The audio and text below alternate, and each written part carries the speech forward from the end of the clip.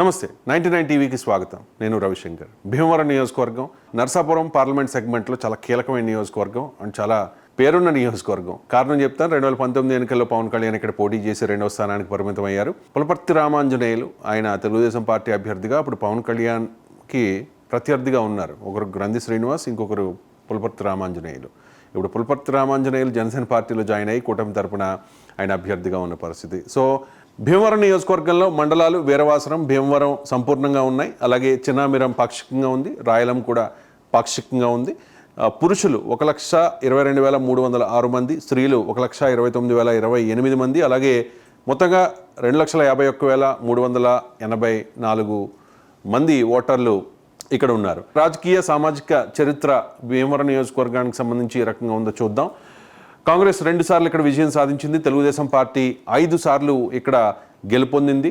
క్షత్రియులు 9 సార్లు, కాపులు 6 సార్లు గెలిచారు. పెనుమస్స వెంకట నరసింహరాజు 4 సార్లు గెలుపొందారు. పులపర్తి రామాంజనేయులు, గ్రంథి శ్రీనివాస్ అంటే ప్రజెంట్ భీమవరం ఎమ్మెల్యే గ్రంథి శ్రీనివాస్ అండ్ కూటమి అభ్యర్థి ఇప్పుడు పులపర్తి రామాంజనేయులు, వాళ్ళిద్దరు కూడా ఇక్కడ 2 సార్లు గెలిచారు. ఈసారి గెలవబోతూ ఉన్న 3వసారి అని చెప్పి ఎవరికి వాళ్ళు ధీమా వ్యక్తం చేస్తున్న పరిస్థితి. గత ఎన్నికల్లో ఇక్కడ పవన్ కళ్యాణ్ పోటీ చేశారు. మొత్తం అంతా ఫోకస్ అంతా భీమవరం నియోజకవర్గం మీద ఉంది. 2019 ఎన్నికల్లో గెలవాలని చెప్పి పవన్ కళ్యాణ్ అనుకున్నారు, కానీ అప్పుడు సాధించలేదు. కానీ ఇప్పుడు ఖచ్చితంగా జనసేన పార్టీ అక్కడ జెండా ఎగరవైపోతోందనే ధీమాను పవన్ కళ్యాణ్ వ్యక్తం చేస్తున్న పరిస్థితి. ఒక సామాజిక ముఖ చిత్రాన్ని ఒకసారి పరిశీలిద్దాం. కాపులు, తూర్పు కాపులు ఉన్నారు 31%. ఇక శెట్టి బలిజ 17%, క్షత్రియులు 10%, మత్స్యకారులు 9% ఉన్నారు, ఎస్సీలు 8%, ఇతర కులాలు 25%. ఇక 2014 ఎన్నికలను ఒకసారి పరిశీలిద్దాం. ఇప్పుడు ఎవరైతే పోటీలో ఉన్నారో 2024లో అప్పుడు కూడా వాళ్ళే పోటీ చేశారు, ప్రధాన ప్రత్యర్థులుగా ఉన్నారు. 2014లో పులపర్తి రామాంజనేయులు ఇప్పుడు కూటమి తరపున పోటీ చేస్తున్నారు జనసేన పార్టీ అభ్యర్థిగా. అప్పుడు 2014లో తెలుగుదేశం పార్టీ అభ్యర్థిగా ఆయన పోటీ చేశారు. 90,772 ఓట్లు వచ్చాయి, 51.6%. ఇక గ్రంథి శ్రీనివాస్ 77,000 ఓట్లకి పరిమితమయ్యారు, 43% ఓట్ షేర్తో. 13,726 ఓట్ల మెజారిటీతో పులపర్తి రామాంజనేయులు గ్రంథి శ్రీనివాస్ మీద 2014 ఎన్నికల్లో గెలిచారు. ఇక 2019 ఎన్నికలు ఇక్కడ త్రిముఖ పోరు నడిచింది. పవన్ కళ్యాణ్కి 62,285 ఓట్లు వచ్చాయి. ఇక గ్రంథి శ్రీనివాస్ విన్నర్, 76,000 పైచులకు ఓట్లు వచ్చిన పరిస్థితి కనిపిస్తోంది. ఇప్పుడు బరిలో గ్రంథి శ్రీనివాస్ ఉన్నారు, అలాగే జనసేన పార్టీ నుంచి పులపర్తి రామాంజనేయులు ఉన్నారు. వీళ్ళిద్దరి విజయ అవకాశాలు ఏ రకంగా ఉన్నాయి, ఎవరికి ఎడ్జ్ ఉండే అవకాశం ఉంది, వీటన్నిటి గురించి కూడా మనం మాట్లాడదాం. విద్యార్థి దశ నుంచి గ్రంథి శ్రీనివాస్ రాజకీయాలు చేస్తూ ఉన్నారు, అంటే రాజకీయ రంగంలో ఉన్నారు. విద్యార్థి దశ నుంచి ఆయన విద్యార్థి సంఘ నాయకుడిగా కూడా ఆయన పనిచేశారు. భీమవరం అర్బన్ బ్యాంక్ చైర్మన్గా కూడా ఆయన గతంలో పనిచేశారు. 2004లో మొదటిసారిగా కాంగ్రెస్ ఎమ్మెల్యేగా గ్రంథి శ్రీనివాస్ గెలుపొందారు. అప్పుడు వైఎస్ఆర్ హయాంలో వైసీపీలో చేరి 2014లో పోటీ చేశారు, కానీ అక్కడ ఓడిపోయారు. అప్పుడు పులపర్తి రామాంజనేయులు గెలిచారు. 2019లో జనసేనాని పవన్ కళ్యాణ్ మీద గెలుపు. ఇక పులపర్తి రామాంజనేయుల గురించి చూద్దాం. 2009లో కాంగ్రెస్ ఎమ్మెల్యేగా గెలుపొందారు. ఆయన వైఎస్ఆర్ హయాంలోనే కాంగ్రెస్ పార్టీ నుంచి ఆయన ఫస్ట్ టైం గెలిచారు.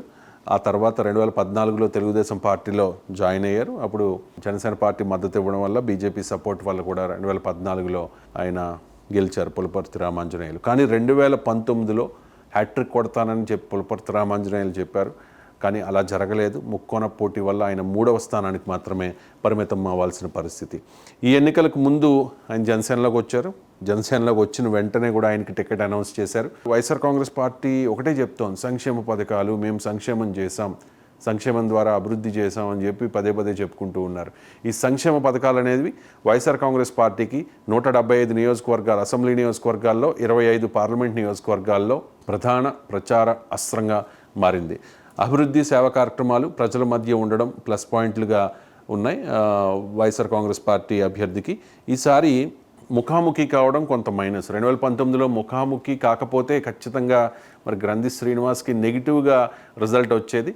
కానీ అప్పుడు త్రిముఖ పోరు జరిగింది కాబట్టి అప్పుడు గెలవగలిగారు. ఇప్పుడు ముఖాముఖి ఫేస్ టు ఫేస్ ఉంటుంది పోటీ. Telugu Desam party, Janasena party, BJP కలిసి వస్తూ ఉన్నాయి. మరి చూడాలి, ప్రభుత్వ వ్యతిరేకత మాకు ప్లస్ అవుతుందని చెప్పి ఆయన చెప్తూ ఉంటే ప్రభుత్వం చేసిన మంచి పనులే మళ్ళీ నన్ను గెలిపిస్తాయి అని చెప్పి గ్రంథి శ్రీనివాస్ చాలా కాన్ఫిడెంట్గా చెప్తున్న పరిస్థితి. సో చూద్దాం, అక్కడ ఎడ్జ్ అనేది కాస్త కూటమికే కనిపిస్తోంది. ఎందుకంటే 2019లో భీమవరంలో పవన్ కళ్యాణ్ ఓడిపోవడం, అది కాస్త సానుభూతి.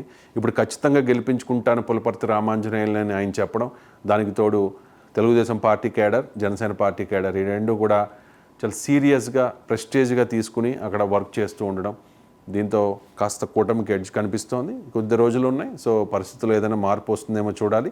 అండ్ రియల్ ఫలితం రావాలి అంటే జూన్ 4 వరకు వెయిట్ చేయాలి. సో భీమవరం కూటమికి కాస్త ఎడ్జ్ ఉంది, గ్రంథి శ్రీనివాస్ గట్టి పోటీ ఇవ్వబోతున్నారు.